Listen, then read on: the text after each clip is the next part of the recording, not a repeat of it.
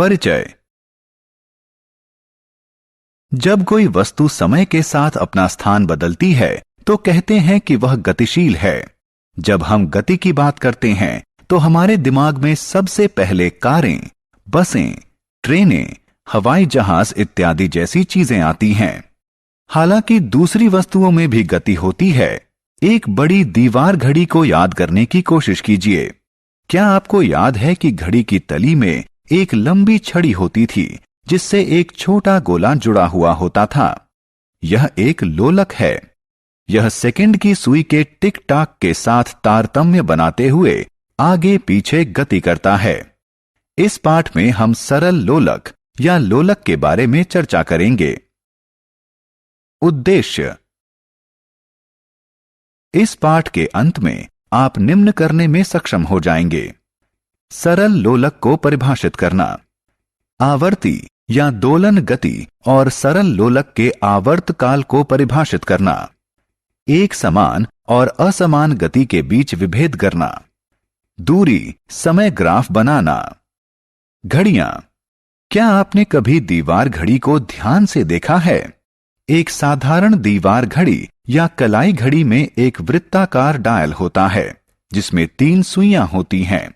वृत्ताकार डायल 12 बराबर भागों में बटा होता है और प्रत्येक भाग 5 मिनट का प्रतिनिधित्व करता है। डायल को ध्यान से देखने पर आपको पता चलेगा कि डायल में 60 छोटे भाग भी हैं। एक छोटा भाग 1 मिनट के बराबर होता है। सबसे लंबी सुई जो सबसे तेज चलती है उसे सेकंड की सुई कहते हैं। यह 1 मिनट में एक चक्कर पूरा करती है। सबसे छोटी सुई जो सबसे धीरे चलती है उसे घंटे की सुई कहते हैं। यह एक चक्कर 12 घंटे में पूरा करती है। जो सुई घंटे की सुई से बड़ी और सेकंड की सुई से छोटी होती है उसे मिनट की सुई कहते हैं। यह सेकंड की सुई से धीरे लेकिन घंटे की सुई से तेज चलती है। यह एक चक्कर 1 घंटे में पूरा करती है। सरल लोलक। सरल लोलक में धातु के एक छोटे गोले को धागे से बांधकर लटकाया जाता है। धातु के गोले को लोलक का गोलक कहते हैं। धागा जिससे गोलक बंधा होता है वह नीचे की तरफ से खुला होता है और ऊपर के सिरे पर एक स्टैंड से बंधा होता है। जब लोलक गति नहीं कर रहा होता तो कहते हैं कि यह विराम अवस्था में है। विराम अवस्था की स्थिति को लोलक की माध्य स्थिति या साम्य स्थिति भी कहते हैं। आत्ममूल्यांकन। छात्रों, आइए जल्दी से जांच लें कि आपने क्या सीखा है।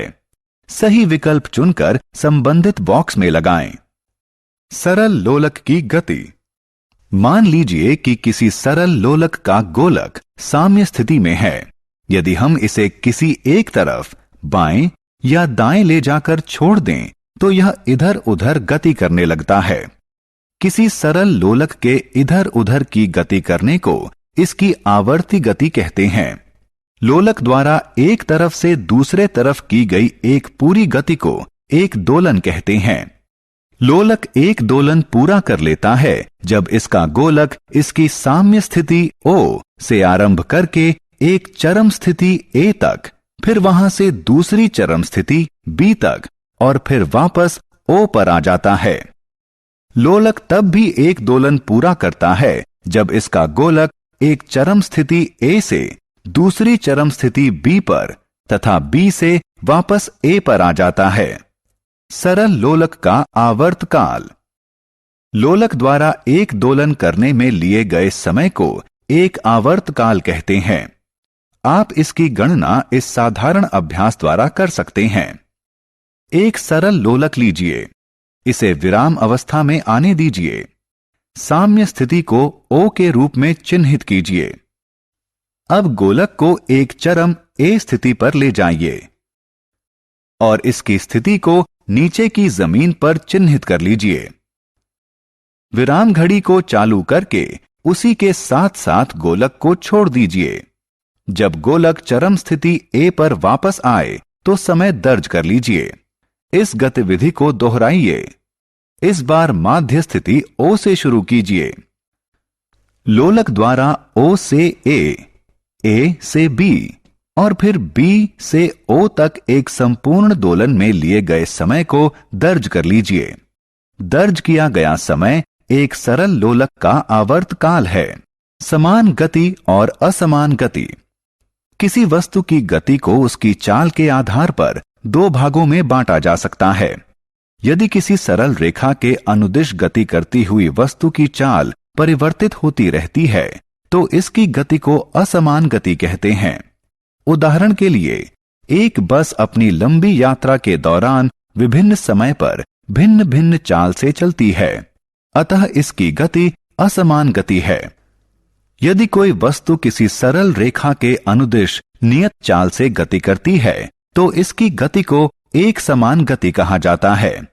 जैसे एक कार छोटी दूरी की यात्रा के दौरान एक ही समान चाल से चलती है। दूरी समय ग्राफ। वस्तु की गति को दूरी समय ग्राफ की सहायता से चित्र के रूप में प्रस्तुत किया जा सकता है। इसके लिए पहले एक्स अक्ष को दर्शाने के लिए एक क्षैतिज रेखा खींचिए। फिर वाई अक्ष को दर्शाने के लिए एक ऊर्ध्वाधर रेखा खींचिए। इन्हें OX और OY के रूप में चिन्हित कीजिए। एक्स अक्ष के अनुदिश समय का माप दर्शाइए और वाई अक्ष के अनुदिश दूरी का माप दर्शाइए। संबंधित अक्षों पर दूरी और समय के मान अंकित कीजिए। अब ग्राफ पेपर पर दूरी और समय के प्रत्येक समुच्चय को दर्शाते हुए बिंदु अंकित कीजिए। ग्राफ पर अंकित सभी बिंदुओं को मिला दीजिए। इससे आपको एक सरल रेखा दूरी समय ग्राफ प्राप्त होगा जो यह दर्शाता है कि वाहन एक नियत चाल से चल रहा है। इस ग्राफ की सहायता से हम किसी समय विशेष में वाहन द्वारा तय की गई दूरी ज्ञात कर सकते हैं। हम प्रस्थान बिंदु से किसी विशेष दूरी को तय करने में लगे समय को ज्ञात कर सकते हैं।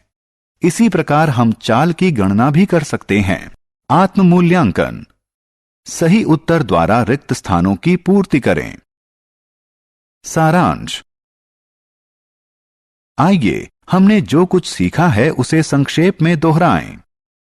एक सरल लोलक के इधर उधर गति करने को आवर्ती या दोलन गति कहते हैं। सरल लोलक द्वारा एक दोलन करने में लिया गया समय सरल लोलक का आवर्त काल कहलाता है।